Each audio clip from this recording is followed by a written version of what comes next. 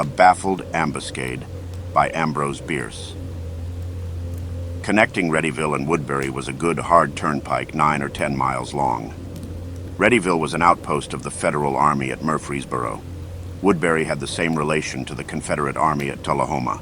For months after the big battle at Stone River, these outposts were in constant quarrel, most of the trouble occurring naturally on the turnpike mentioned, between detachments of cavalry. Sometimes the infantry and artillery took a hand in the game by way of showing their goodwill.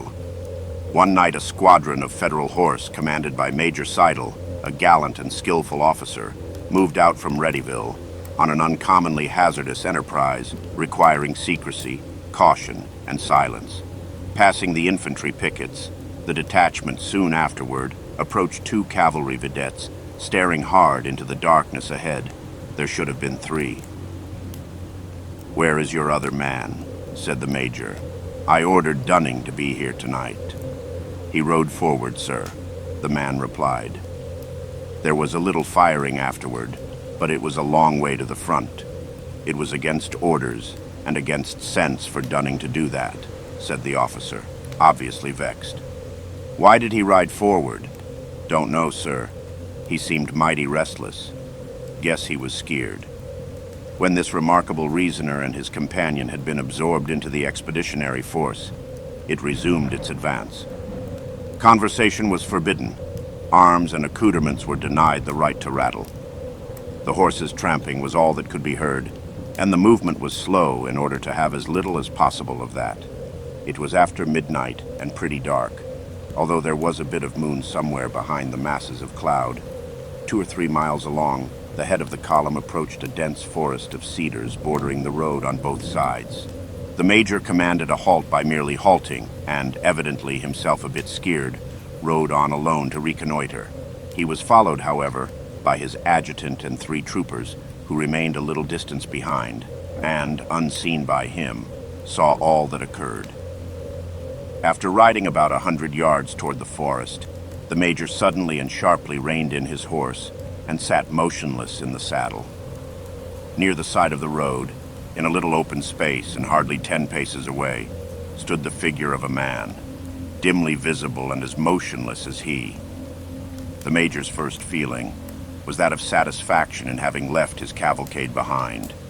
If this were an enemy and should escape, he would have little to report. The expedition was as yet undetected. Some dark object was dimly discernible at the man's feet. The officer could not make it out. With the instinct of the true cavalryman and a particular indisposition to the discharge of firearms, he drew his saber. The man on foot made no movement in answer to the challenge. The situation was tense and a bit dramatic.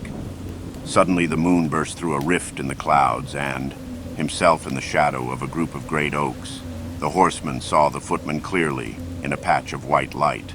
It was Trooper Dunning, unarmed and bareheaded. The object at his feet resolved itself into a dead horse, and at a right angle across the animal's neck lay a dead man, face upward in the moonlight. Dunning has had the fight of his life, thought the major, and was about to ride forward. Dunning raised his hand, motioning him back with a gesture of warning.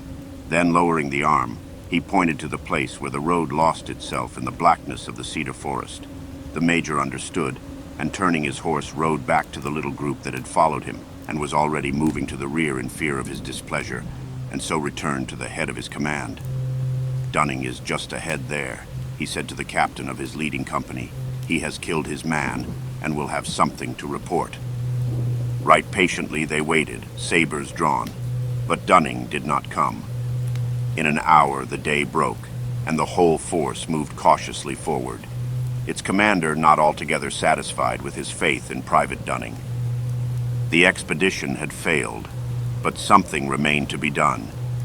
In the little open space off the road, they found the fallen horse. At a right angle across the animal's neck, face upward, a bullet in the brain, lay the body of Trooper Dunning, stiff as a statue, hours dead.